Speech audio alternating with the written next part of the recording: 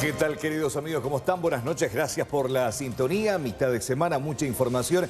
Y una de ellas tiene que ver con esta situación bastante rara y triste a la vez también que se dio hoy. 2 hallazgos de fetos.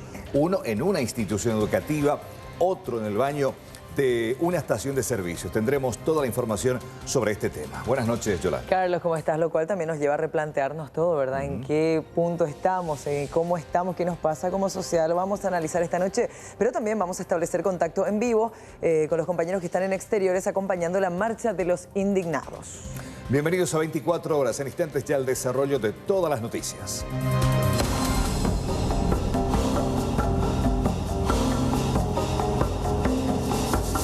Una vez que ingresó al sanitario femenino, precisamente, se percató que un objeto estaba taponando el inodoro.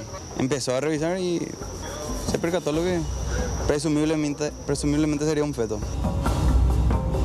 Derivaron acá hasta la morgue para que, junto con la patóloga, médico forense, radiólogo, se puedan extraer algunas muestras para poder hacer estudios de ADN y luego compararlos si es que le tenemos a la persona que realizó este hecho.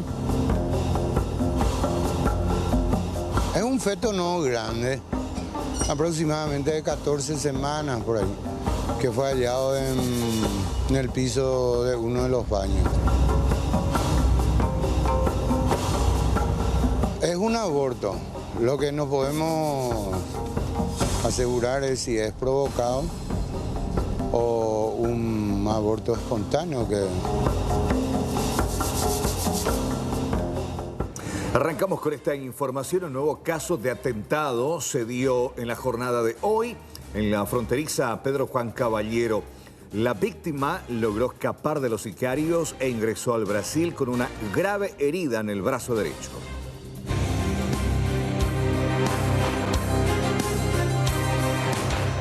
El caso de intento de homicidio por parte de sicarios ocurrió a las 12:15 aproximadamente sobre las calles Carlos Antonio López, esquina Iturbe, del barrio Centro de la ciudad de Pedro Juan Caballero. Resultó víctima Sanderson Carneato Fortos, brasileño mayor de edad, por parte de por lo menos 2 personas del sexo masculino con pasamontañas y armas largas, quienes efectuaron disparos contra la humanidad del citado. Según informaciones, momentos antes ingresó a la Casa de Cambios Río Paraná a realizar una transacción y al salir e intentar ingresar al vehículo, una camioneta Toyota Hilux, recibió disparos por parte de estas personas desconocidas, quienes a su vez se dieron a la fuga.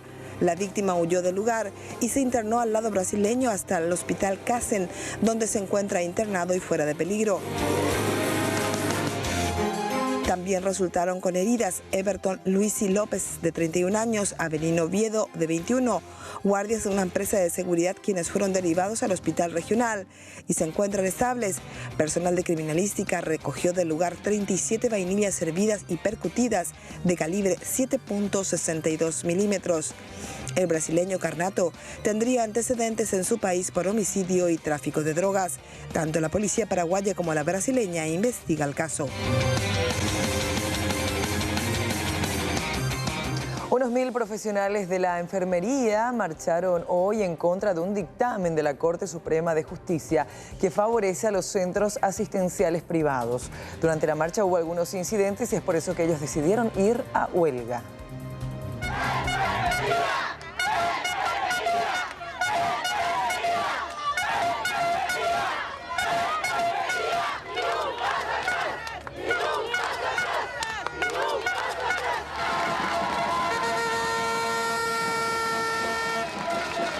Enfermeros de todo el Paraguay realizaron una movilización general tras conocer el fallo de la Corte Suprema de Justicia, que salió a favor de 23 sanatorios privados que pidieron la inconstitucionalidad de 10 artículos de la Ley de Enfermería, entre ellos el escalafón salarial. El artículo 2 de lo que es las condiciones para el trabajo y de las competencias de una enfermera. Está el de la carga horaria de trabajo, está el de los trabajos en sistema domingo, noche, feriado está el de la jubilación para las enfermeras, también está el de una carrera, de un escalafón salarial, acorde a la antigüedad, a la formación, y también está el salario, el artículo 40, el salario en las instituciones privadas. ¿Cómo ellos van a pisar nuestros derechos? ¿Por qué tocan nuestra ley? ¿Por qué no tocan otras leyes ellos?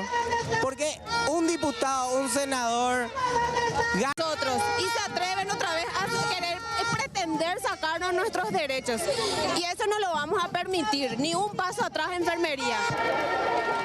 Tras marchar por varias calles de Asunción, los manifestantes llegaron hasta el Palacio de Justicia, donde se concentraron para exigir que la ley de enfermería sea respetada. Venimos a defender nuestra ley de enfermería y especialmente le decimos a los sanatorios privados que al accionar contra nuestra ley está accionando contra toda la enfermería paraguaya. Nosotros somos los pulmones del hospital que cada día estamos con los pacientes, venimos a cuidarles y ahora estamos escoltados con palos para ser reprimidos por esta gente y no vamos a retroceder ni un paso.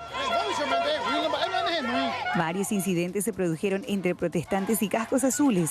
En uno de estos resultó herido un funcionario del Hospital del Trauma, identificado como Jorge Capri.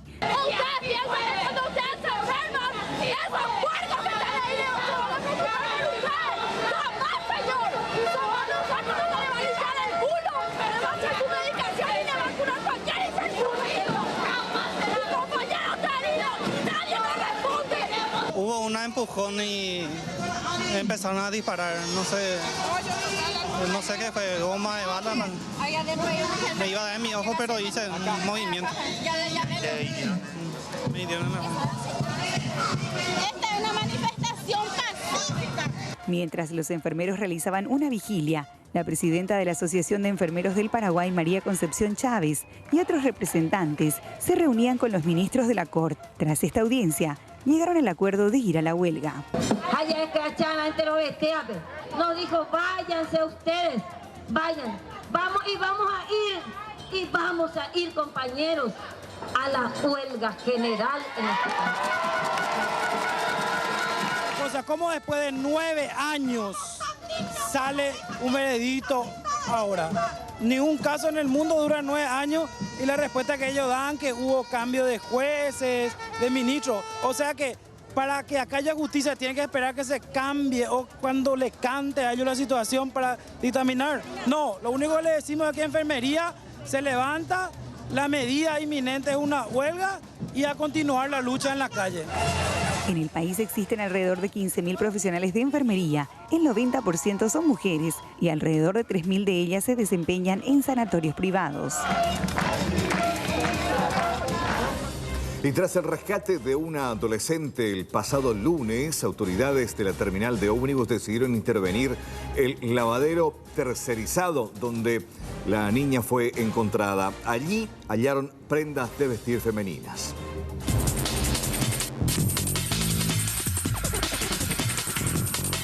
El pasado lunes, un funcionario alertó a las autoridades de la terminal de ómnibus de la presencia de una menor que estaba dormida en un lavadero tercerizado y con aparentes heridas en una de las piernas. Tras rescatarla y brindarle primeros auxilios, fue derivada a un refugio.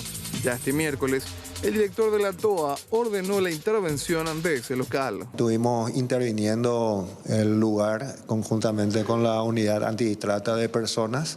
Posterior a eso, la clausura de los servicios de lavadero, que estaba a cargo de una empresa tercerizada. ¿Qué se encontró en el lugar durante la intervención, director? Mira, elementos que van a seguro servir mucho para la investigación fiscal, cuando así la unidad lo requiera. Por ser un proceso abierto y en donde está involucrada una menor, es muy delicado entrar en muchos detalles. Dijo además que los empleados del lavadero no aportaron ningún dato a la investigación y que todos ellos fueron despedidos. De que también ya fueron cesados de sus puestos de trabajo estas personas que trabajaban en ese sitio. Nosotros como dirección actuamos en consecuencia para resguardar y obviamente desalentar este tipo de ilícitos que se puedan cometer dentro de la terminal o en un área que nos compete a nosotros administrar. La investigación continúa para determinar si la menor sufrió de algún tipo de explotación sexual o si hay más jóvenes en situación similar en las zonas cercanas a la terminal de ómnibus. Esta noche hay una marcha de los indignados y allí está Alexis Aveiro. Buenas noches. ¿Qué tal, Yolanda? Caravana por la Justicia se denomina esta movilización organizada por la ciudadanía autoconvocada, según manifiestan. Son varios los reclamos, algunos aspectos bastante llamativos con respecto a esto, por ejemplo, que ya se logró atajar en el Congreso Nacional y tiene que ver con la autoasignación, finalmente, de salarios, aguinaldos, 3 a 4, por cierto, para los funcionarios. Sin embargo, ellos solicitan que se derogue íntegramente esta ley para evitar beneficios exorbitantes a estos funcionarios legislativos. Así también reclaman una serie de situaciones trabadas en la justicia paraguaya. La avenida Costanera y Artigas es el epicentro. Finalmente ellos marcharán por la Costanera, tomarán las calles del microcentro capitalino hasta finalmente llegar a la Plaza de la Democracia, en donde realizarán esta manifestación. Vemos gente, funcionarios, personas de distintos estamentos y estratos sociales manifestándose a estas horas, digo bien. Bueno, el personal de blanco también diciendo presente en esta manifestación. Sí, así mismo es. Estamos presentes sobre el abuso de esta gente, sobre el pueblo paraguayo y sobre toda la gente haciéndose abuso sobre su cargo. O sea, hay gente, mientras que otros sufren la falta de recursos económicos, otros se asignan bastantes, inclusive muy llamativos, exorbitantes. Sí, exorbitantes, aprovechándose de ese lugar. Entonces, son prácticamente unos ladrones. Unos ladrones. Vamos a seguir conversando con los organizadores. Juan Vera, la derogación de esta ley es uno de los principales reclamos, porque si bien se pudo atajar en el Congreso, todavía existe una ley de por medio. Existe una ley que ya prácticamente ocurre, que esta ley es cada año. Lo del año que viene ya fue derogada, en este caso por la Cámara de Origen, que diputados ya no pasaría más senadores, por lo tanto quedó anulado todo este tipo de privilegios. Son 220 millones de dólares, que equivale a prácticamente 22 escuelas, 20 hospitales. Con todo ese dinero se puede hacer muchas otras cosas. En segundo término, estamos exigiendo la nota de que se instale un sistema de vigilancia y monitoreo ciudadano a través de la página web y una aplicación, de modo que ya no sea solamente una sorpresa. Ahora nos sorprendió esta resolución. ¿Un monitoreo permanente de las cuestiones de las leyes que tengan impacten directamente en el presupuesto? Lo que tenga que ver con el presupuesto, que hasta ahora, insisto, existe un SILFI, que es el sistema de seguimiento a las leyes, que se puede monitorear. Y en tercer lugar, que los senadores, los diputados del propio Poder Ejecutivo planteen un presupuesto equilibrado. ¿Qué significa eso? De que todo lo que se incluya como gastos refleje el ingreso que se va a tener ese año.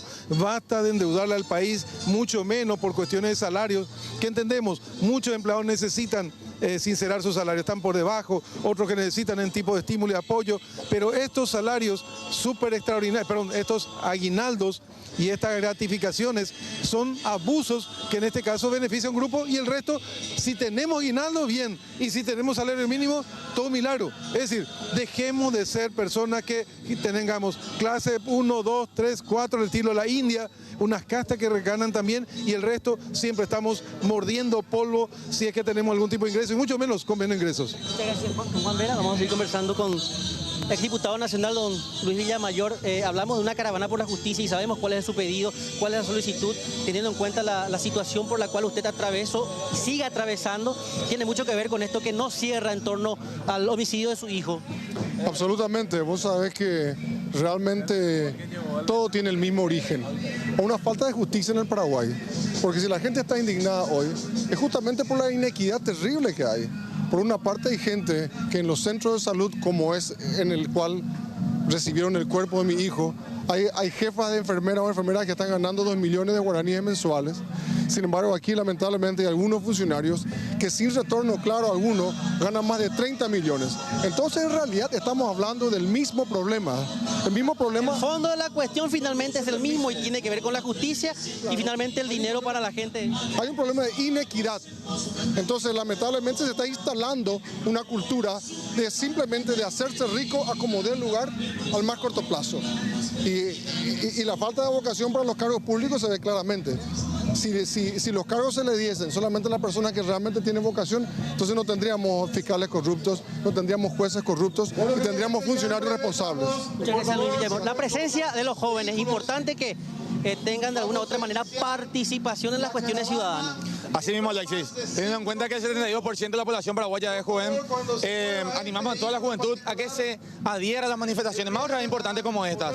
Acuérdate, Alexis, que teniendo en cuenta que el jueves pasado tuvimos la primera manifestación y logramos ahorrar al Estado 13.000 millones de guaraníes, una cantidad bastante importante que se podría usar ahora en salud y en educación. Y esa es la fuerza juvenil. Si los jóvenes nos levantamos con valores y principios radicales en lo bueno, siempre en lo bueno, podemos cambiar bastantes realidades. Además, que la gente no te calle, la gente de los colegios que están luchando para que no se les caiga más el techo encima. Ellos son una clara muestra de que Paraguay depende exclusivamente de los jóvenes. La juventud paraguaya que sufre a diario las situaciones como la que están mencionando, aulas que se te caen encima, sin sillas, la toma de colegio, un reflejo de eso también. Así mismo, Alexis.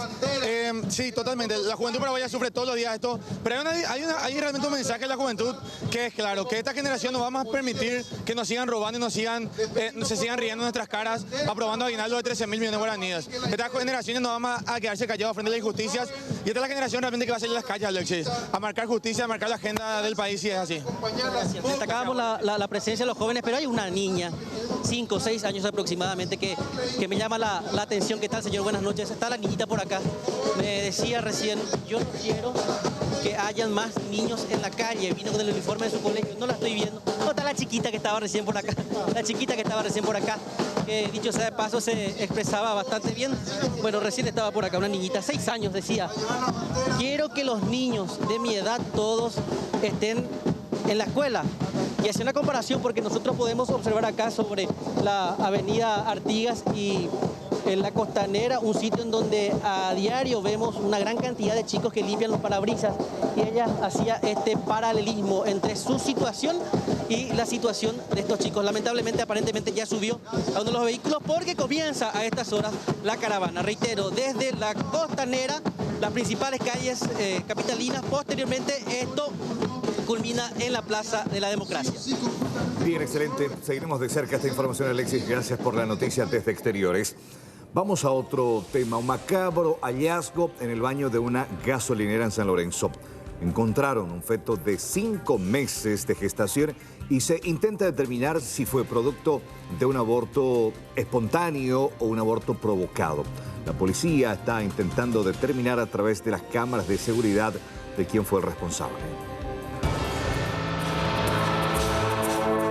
En este inodoro de una estación de servicios de San Lorenzo fue hallado este feto de 5 meses de gestación de sexo masculino. Uno de los empleados del emblema fue quien se llevó la sorpresa al ingresar hasta el sanitario femenino, en donde quedó depositado el cuerpecito. Una vez que ingresó al sanitario femenino, precisamente, se percató que un objeto estaba taponando el inodoro, donde empezó a revisar y se percató lo que presumiblemente sería un feto. De inmediato dio aviso al sistema 911. ¿Y se está esperando? Estaba esperando a la comitiva fiscal y la gente de criminalística para realizar el procedimiento. ¿Un dato de persona que entró al sanitario? Y la gente, los empleados al menos no precisaron nada, no pudieron brindar datos referentes a quienes ingresaron al sanitario. Luego de levantar las evidencias, el feto fue llevado hasta la morgue judicial de nuestra ciudad capital, en donde se constituyó la fiscala Karina Cerón, de manera a interiorizarse el resultado de la autopsia y otros estudios como el de ADN, para tratar de localizar a la madre del niño. El siguiente paso después del hallazgo fue justamente derivar acá hasta la morgue para que, junto con la patóloga, médico forense, radiólogo, se puedan extraer algunas muestras para poder hacer estudios de ADN y luego compararlos si es que le tenemos a la persona que realizó este hecho. También estamos en camino de conseguir el circuito cerrado. Estaríamos presentando la nota porque es acá en Asunción y ya nos estarían entregando en el transcurso del día las filmaciones. ¿Todavía no tienen pista de quién podría ser entonces la persona? Hasta el momento no. Después, cuando se vaya publicando, seguro a través de ustedes, vamos a estar y de repente algunos vecinos, puede ser también recurrir a los centros de salud de la zona. O sea, es un poco lento si es que la gente que conoce no nos ayuda. ¿Cuántos meses de gestación tiene? 5 están diciendo también, tanto la médico forense que intervino al momento del hallazgo en el levantamiento, y también ahora que la doctora Totil que está haciendo las extracciones. Según los investigadores, hasta el momento no se descarta ninguna hipótesis, por lo que todavía es prematuro hablar de un aborto provocado o espontáneo, pero al menos los videos de seguridad de la estación de servicios podrían servir para identificar a la madre o a quien haya abandonado al feto. Varias evidencias como prendas de vestir, celulares, cruces de llamadas y hasta informes médicos fueron presentados en el juicio oral por el asesinato de la empresaria Sonia Dutreló. La próxima semana se van a dar a conocer los alegatos finales y se dictará la sentencia.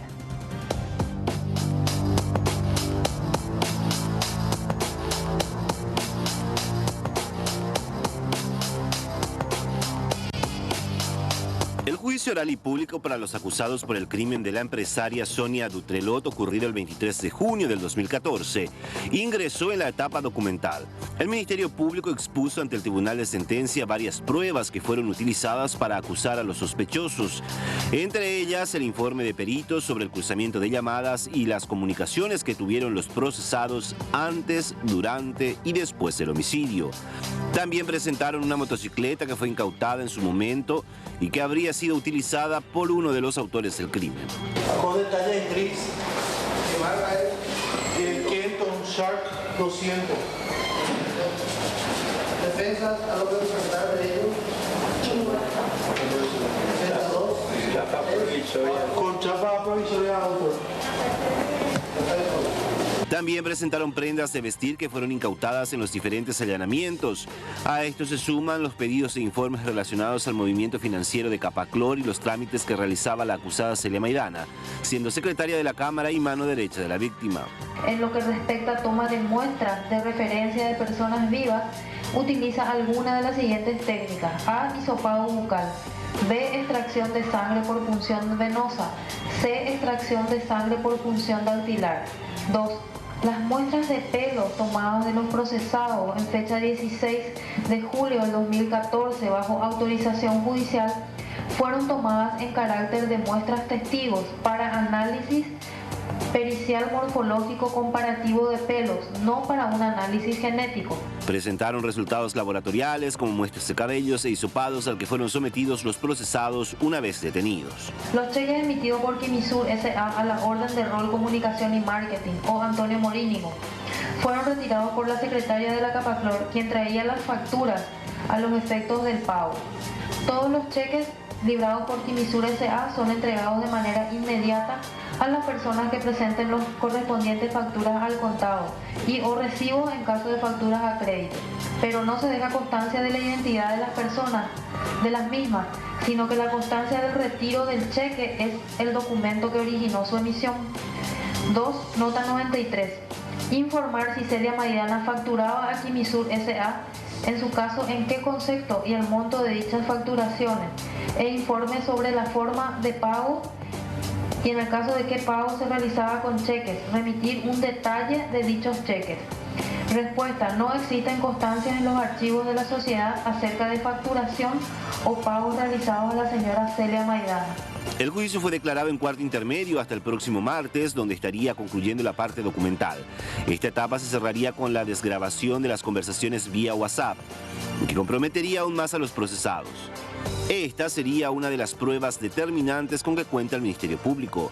Luego de las documentales, el juicio entraría en su etapa decisiva, con la presentación de los alegatos finales, y se espera que la próxima semana el tribunal ya dicte sentencia.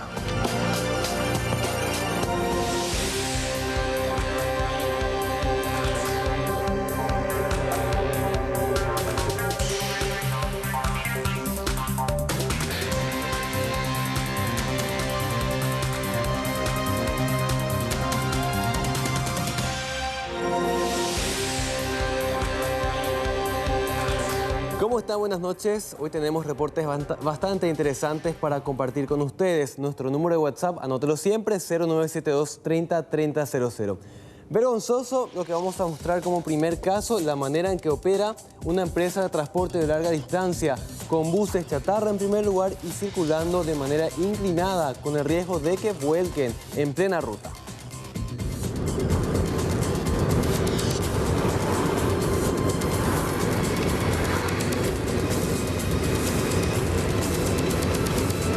La empresa Lago de Poá, una vergüenza cómo está transportando a pasajeros.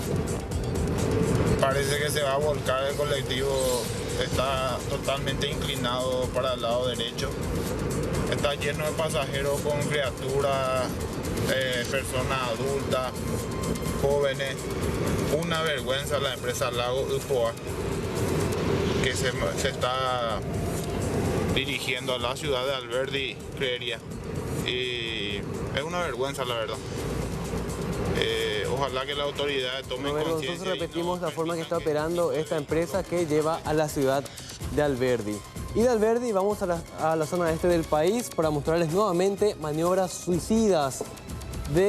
A ver si podemos reproducir este video de jóvenes que tienen el más mínimo cuidado y responsabilidad a la hora de circular. El siguiente reporte nos muestra la acción totalmente irresponsables de adolescentes en una ruta nacional. El reporte indica que estos grupos de jóvenes juegan carreras clandestinas, desafiando la muerte. Ocurrió ayer a la tarde en la ruta conocida como Itaipú de la zona de Hernandarias, este tramo que une San Alberto con el cruce Itaquirú y es muy concurrido por trabajadores, quienes denuncian la irresponsabilidad de estos jóvenes que apeligran sus vidas. No es la primera vez que hacemos esta denuncia de la forma en que se manejan estos jóvenes en la supercarretera de Itaipú que lleva a la zona de San Alberto. Bueno, vamos a otro caso que nos llega desde la zona de la terminal. A ver si podemos reproducir este video.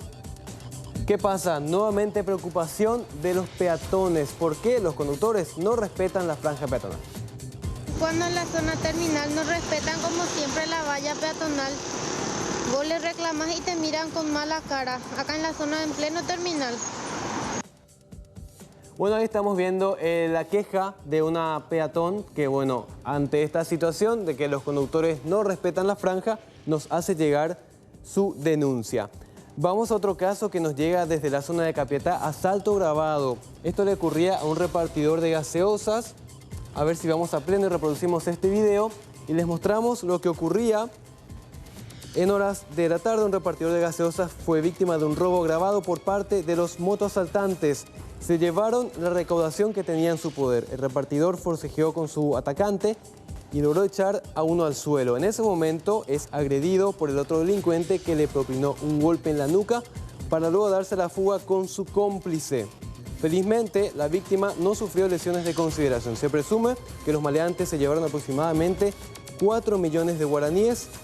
El hecho ocurrió en la misma zona en donde anteriormente ya se había asaltado un conocido centro comercial. Ahí estamos viendo la acción de los delincuentes. A las 3 de la tarde se daba esto en la zona de Capiatá.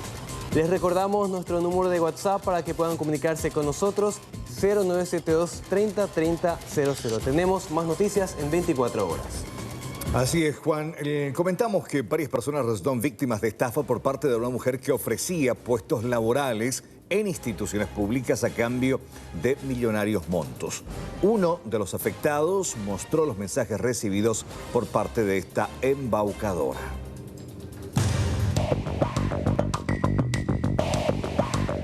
Más de 50 millones de guaraníes habría sido el botín de un grupo de timadores que, utilizando la promesa del trabajo seguro, habría estafado a varias personas. Una funcionaria pública, un abogado y hasta un sacerdote serían los protagonistas de este caso, según denuncia el abogado de los estafados, que explica cómo actuaban en complicidad para obtener dinero de los incautos. La persona en este caso que se hizo identificar como Fátima Cárdenas les prometía a estas personas, jugando también con su ilusión de mejorar su calidad de vida y de obtener un trabajo dentro de alguna institución pública. La persona que intermediaba era a través de un sacerdote. Ella pedía la suma de 13 millones de guaraníes de acuerdo al cargo que iban a ocupar. Ganada la confianza de estas personas, les indicaba cómo podían ingresar a instituciones públicas como las aduanas, Ministerio de Salud e incluso la Itaipú. A cambio, les pedía una millonaria suma y afirmaba tener contactos poderosos dentro del propio gobierno. Y se iba a encargar de que sea más fácil su ingreso en Itaipú, en el Ministerio de Salud, en aduanas, con sueldos bastante elevados y que iban a pasar por un concurso, concursos que ya iban a ser, digamos, de mero trámite. Lo llamativo es que, según el letrado, los formularios entregados tenían membretes de las instituciones públicas, lo que hacía aún más creíble este trato. Le entregaban la suma de dinero, ella te firmaba un pagaré y ese dinero iba destinado a los miembros del consejo, decía, ¿verdad?, de Itaipú, quienes eran los padrinos, por decirlo así. Esta supuesta estafadora, por decirlo así, Fátima Cárdenas, les citaba en un estudio jurídico bastante presentable, llenaban los formularios, ya los exámenes, para cumplir con el trámite ya para su acceso. Luego de este último paso, comenzaba el vía crucis de los afectados. Llamadas incesantes y decenas de mensajes le fueron enviados a la señora Fátima María Concepción Cárdenas Alvarenga, quien respondía con excusas para alargar la devolución del dinero, promesa hecha en el caso de no conseguir el puesto laboral. Esta persona le manifestaba ya que le iban a reembolsar inclusive el dinero, que eran cargos nomás de contratos, pero que no eran ni siquiera nombramientos, y que seguía jugando con la ilusión de esta persona que le iba a reembolsar. Como ejemplo de lo que tuvieron que pasar los afectados por este caso, se mostraron varios mensajes vía WhatsApp entre uno de los presuntos estafados y Fátima Cárdenas. Todo comenzó el 31 de mayo cuando la mujer le envía el link de la Itaipú Binacional, en la que le avisa sobre un llamado para completar puestos laborales. Al inicio, no le habla de dinero, sino simplemente lo cita en una oficina perteneciente a un estudio jurídico ubicado sobre Roma, casi Montevideo. El 18 de julio vuelve a ponerse en contacto con Fátima Cárdenas para saber qué pasó de lo acordado. Ella le afirma que todo va bien y que esa misma tarde tendría una reunión para saber desde cuándo debían presentarse a sus nuevos lugares de trabajo, lo que la víctima le agradece. El 29 de julio, la víctima confirma que en agosto ya arrancan a trabajar los contratados en la entidad y es la primera vez que le habla sobre la devolución de su dinero. El 10 de agosto es la fecha en que la víctima vuelve a recibir una respuesta de parte de Fátima Cárdenas, quien se excusa diciendo que estuvo internada en un sanatorio y que no podía caminar. Allí el reclamo para la devolución del dinero continúa sin respuesta favorable. Ante la pregunta de quién debe devolverles el dinero, la mujer contesta simplemente los de arriba. Para el 11 de agosto, la víctima ya le avisa que se estaba asesorando para judicializar el pagaré entregado, a lo que la mujer le advierte que de hacerlo tardará aún más en recuperar el dinero. Para el 26 de agosto, la mujer vuelve con más excusas y le dice que el dinero le será devuelto a todos en sus propias casas. Acabo de salir yo ahora de hablar con la gente que quieren dar por parte y yo ya le avisé a los otros que deben de retirar. Miércoles y jueves se va a dar en el edificio City Express. Vos estás para miércoles con lo de la señora Vilma ya cancelado totalmente porque quieren dar por parte y yo le dije que así ya no. Según el abogado de los denunciantes, la mujer dijo fijar residencia sobre la calle Ecuador, casi República Argentina, en nuestra capital. Al llegar al sitio en busca de su versión, fuimos recibidos por una señora que dijo desconocer a Fátima Cárdenas. Incluso, el número telefónico con el que contactaba a las víctimas ya se encuentra permanentemente apagado. Lo cierto es que este caso ya fue presentado ante las autoridades y se encuentra bajo investigación del Ministerio Público.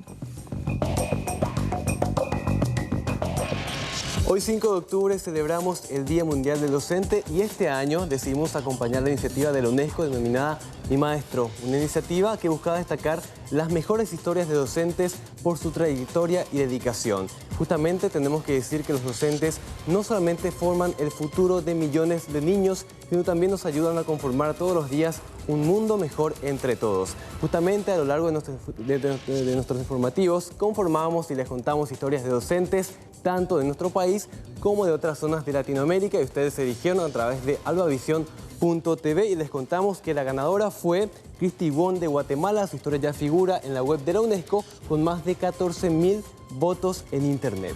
Vamos a conocerla. Algunos maestros logran convertirse en consejeros, amigos y ejemplos a seguir, dependiendo de la manera en la que impactan en la vida de sus alumnos. Un caso de estos es la maestra Cristi, quien lleva más de 20 años en la docencia y ha logrado gratos recuerdos en sus estudiantes.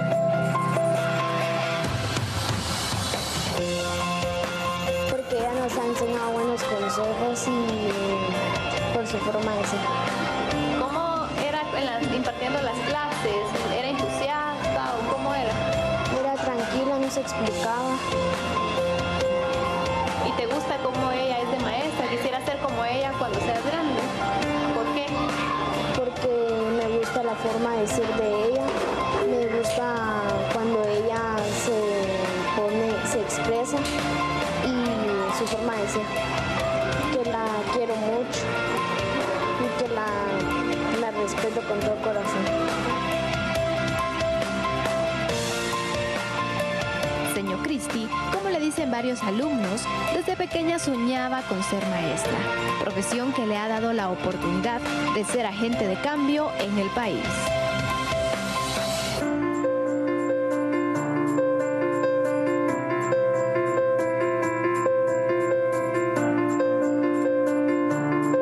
Que sacaba mis muñecas y sacamos un pizarrón y les empecé a dar clases y con pedazos de lo que uno tiene, ¿verdad? Y eran mis alumnos. Yo en esa época tenía 9 años. Entonces ya desde entonces lo trae uno, ¿verdad? Es algo inexplicable realmente. Pero es así que el ser maestro no se... aquí en el aula. Mire, eso se lleva y uno va al cine, uno va a cualquier lado y luego piensa en para mis alumnos. Uno mira algo bonito para mis niños, yo lo quiero llevar a la escuela. Desde pequeños hasta grandes, quienes han tenido la oportunidad de recibir clases con Miss Cristi dan testimonio de su vocación. Señor Cristi sobresale entre los 160.000 maestros que tiene el país aproximadamente. Su entusiasmo y dedicación han marcado la diferencia, dejando huella en sus estudiantes.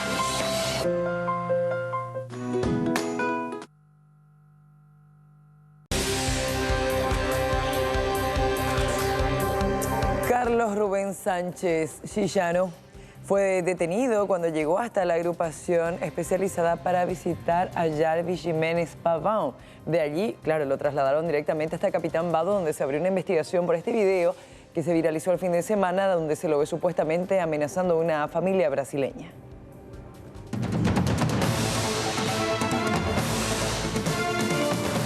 A su llegada a la agrupación especializada donde llegó para visitar a Jarvis Jiménez Pavón, el diputado suplente Carlos Rubén Sánchez, más conocido como Chillano, fue detenido al identificarse.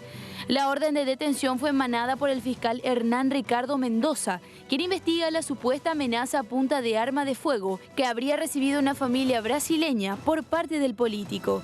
Este hecho había quedado grabado en un video que recorrió las redes sociales. Ingresó, él estuvo hablando un tiempo con él y al retirarse entonces nosotros le manifestamos que teníamos la orden de detención en su contra.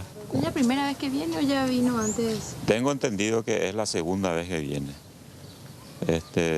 Anteriormente él tiene medida alternativa y suele pasar acá por justicia policial, por judiciales, para firmar de 1 al 5 de cada mes y creo que en ese momento aprovechó, él quería pasar a saludarle porque él manifiesta que es su amigo, el señor Pavón, y quería saludarle un rato. Ese fue por el motivo que estuvo por acá. Para el doctor Diego Tuma, abogado de Chillaró, la detención es una sorpresa ya que refiere su defendido nunca fue notificado para ir a declarar. Y esta detención se da porque él no se presentó a declarar. Y él no se presentó a declarar porque nunca fue notificado. Entonces yo me pregunto, ¿por qué vos no le vas a notificar a una persona? Y el Ministerio Público probablemente va a decir, se le notificó, pero no se le encontró. Pero bien que para detenerle en menos de 15 horas, sí se le encontró. Él justamente estaba viniendo a mi oficina porque queríamos nosotros mismos presentarle a él para que dé su versión sobre el tema del video cuando ocurrió lo que ocurrió. Yo perdí contacto con él a las 3 de la tarde y a las 4 ya salió por todos los medios periodísticos que él fue detenido. ¿Cuándo se iba, o sea, si partía de ustedes, cuándo se iba a presentar en Capitán Moa? Mañana mismo. Justamente él vino porque tiene familiares acá, vino a Asunción, ¿verdad? Quedamos a reunirnos y irnos juntos mañana. El abogado también manifiesta que desconoce los motivos de la visita de Sánchez a Pavão. Mencionó que el video que recorrió las redes no podría complicar a Chillaró, además de mostrar documentos con los que evidencia que Rudy Paetsol, víctima que aparece en la grabación, ya había llegado a un acuerdo con Sánchez. Esto fue un hecho que ocurrió en el año 2012, ¿verdad? Que se produce a raíz de un accidente de tránsito, justo enfrente de la casa de Rubén. Él se asusta y se baja con sus guardias. En ese momento, y digo en ese momento porque en ese mismo día ellos llegaron a un arreglo con la víctima y firmaron los documentos correspondientes, y documentos que hoy en día están saliendo a la luz y que en ese momento ya salieron también en el pueblo. Luego de su detención, Rubén Sánchez, alias Chillaró, fue trasladado hasta la jefatura de la Policía Departamental de Amambay, a disposición del Ministerio Público, por las causas de asociación criminal, producción de riesgos comunes y coacción grave. Susto en la ciudad de Lambaré. Se incendió la habitación de una vivienda en la que estaban varios niños indígenas. Si bien ellos no sufrieron heridas, la policía sospecha que la dueña de la casa está lucrando con ellos.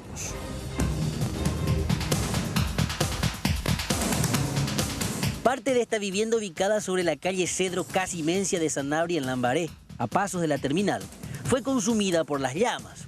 Se trata de un inquilinato en donde, según la policía, habitan al menos una veintena de niños indígenas. El fuego se extendió rápidamente y destruyó una de las habitaciones. Si bien los pequeños corrieron un serio riesgo, afortunadamente ninguno sufrió heridas. Las llamas fueron sofocadas con ayuda de vecinos y bomberos. A su vez, la policía asegura que la dueña comentó una serie de incoherencias que les llama la atención. Es por eso que comunicó el hecho a la Fiscalía y a las autoridades de la niñez. Hay algunas madres que están con ellos, como 5 o 6 madres he visto que estaban en el lugar. Pero cuando se percata nuestra presencia, esta gente siempre se retiran todo del lugar, no quiere dar ninguna versión referente al caso. ¿Y la dueña de la casa qué dice? La señora dice que el primer tiempo dice que alquila, posteriormente dice que le ayuda. Pero no sabemos la veracidad del caso, pero son piecitas, varias piecitas ahí en el lugar, toditos viven ahí. Ella se contradice también, primero alquiler, después le ayuda, entonces y eso podría haber algo sospechoso ahí también. Y preocupante la situación, realmente para nosotros como instituciones de la institución policial es preocupante porque ahí ya existe una, prácticamente corre riesgos muchas veces los chicos. ¿Los 20 en una sola pieza son? Y hay varias piecitas ahí, pero las piecitas no son realmente, no condicen con los colchones abajo, en el piso, preocupante. Las autoridades policiales no descartan que en el sitio estén usando los pequeños nativos para lucrar. Y presume que sería también un foco de distribución de drogas. Al hallazgo de un feto en una estación de servicio que ya les comentábamos, ahora se suma otro caso similar, pero en un colegio. Nada se sabe de la mujer que perdió o abortó al bebé. Otro macabro hallazgo en menos de 24 horas. Esta vez tremenda fue la sorpresa de los alumnos del Colegio Técnico Nacional al encontrar en uno de sus baños el feto de una criatura completamente formada. Rápidamente dieron aviso a la policía, así también a la Fiscalía, cuyo forense asegura que se trata de un cuerpo que no presenta signos de haber sido extraído mediante procedimientos quirúrgicos. Es un feto no grande, aproximadamente de 14 semanas por ahí, que fue hallado en el piso de uno de los baños. Uno de los baños que creo que utilizan los estudiantes, no sé si los profesores, eso no puedo determinar. ¿Es un aborto natural? Es un aborto, Lo que no podemos asegurar es si es provocado o un aborto espontáneo que ocurre en cientos de veces. Y ya está todo formado el feto, solo que es pequeño. Ya está toda la estructura. Es por eso que no se descarta además que la madre haya ingerido pastillas abortivas. Tampoco podemos opinar porque no le tenemos a la paciente, le vamos a decir, a la persona que tuvo su aborto, ¿verdad? O consumió algún medicamento que tenga que producir la pérdida, ¿verdad? ¿Un cuerpecito entero o está...? Sí, todo completo. ¿Este tipo de aborto suele producirse a raíz del consumo del Citotec también? También. En ese caso hablaríamos de provocado, pero puede ocurrir espontáneamente también. Es muy habitual. Tanto la Fiscalía como las autoridades de la institución tratarán de identificar a la mujer. Por su parte, el forense explicó que la misma pudo haber quedado con una importante hemorragia que puede poner en riesgo su vida. En octubre. En septiembre de 2016, la Subsecretaría de Estado de Tributación registró una recaudación mensual de 221 millones de dólares, de los cuales 207 millones de dólares fueron cobrados en dinero, sin contar lo cancelado con créditos fiscales, con un incremento del 17,4% con relación al mismo periodo del año anterior. De enero a septiembre de este año, la recaudación acumulada alcanzó la suma de 1.610 millones de dólares, con un incremento del 14,9% en comparación con el mismo periodo del año 2015. Pese al escenario económico subregional aún desfavorable, la SED sigue reportando y sosteniendo incrementos en su recaudación, muy por encima de la tasa de crecimiento de la economía en el país. Tales resultados constituyen consecuencia directa de la eficacia de los controles tributarios y el combate frontal a la evasión fiscal. Vamos a más informaciones tras comentarles que en el Alto Paraná fueron detenidos ciudadanos rumanos tras intentar aparentemente instalar dispositivos en cajeros automáticos que les permitan después clonar los datos y extraer dinero.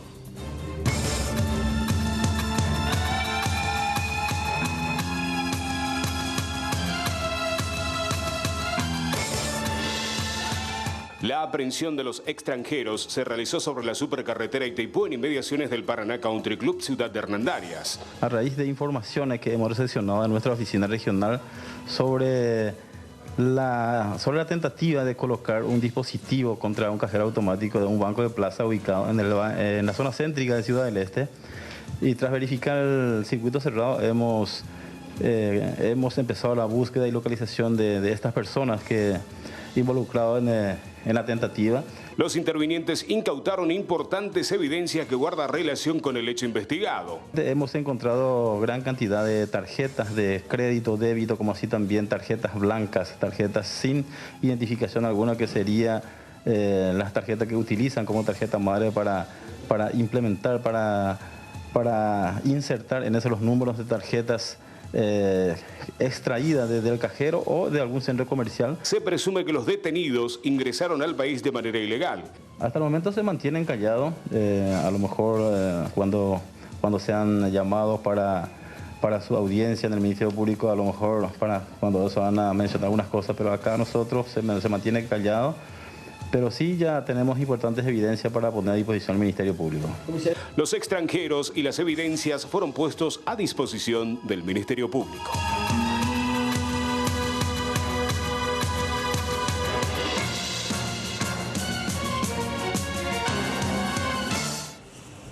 Hablemos de fútbol porque todo está listo para mañana, para el importantísimo duelo entre Paraguay y la selección de Colombia. Mañana a partir de las 20:30 horas. El Chiqui Arce no tiene dudas, tiene el onceno confirmado. La albirroja realiza su última movilización antes de enfrentar a Colombia, aquí en el Defensores del Chaco, que será el escenario principal del esperado duelo. Francisco Arce tiene el equipo prácticamente confirmado. Al arco estaría retornando el histórico Justo Villar. Y los atacantes serán Jorge Conejo Benítez y Darío Lescano. De lo que pudiste leer en el diario, de todo lo que llegamos a publicar, estamos muy lejos, estamos muy cerca, estamos tibios. ¿Cómo estamos en las publicaciones del equipo que vas a presentar mañana? No me acuerdo si leí pero creo que fue en algo del teléfono. Estaba en el palo por ahí, pegando el palo. A última hora iba a ir, no, realmente ya en Baretepe, pero ya preparado por nada, hoy por nada, hoy cuando me dijeron para los japoneses, va a para va momento para y Catuña no, y Catuña se yo pude por no la pues ahí en voz ahí y mañana de ya permitían allá porque vamos a cuadrar y entero ya.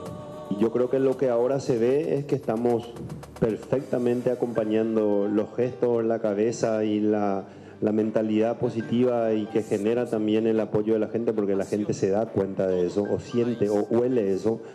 Yo creo que hoy nuestra afición sabe que el equipo va a dejar todo, sabe que el equipo sabe a lo que juega, de lo que necesita hacer para molestar, complicar a un rival capaz de también crearnos problemas si es que nosotros no estamos totalmente atentos durante todo el partido.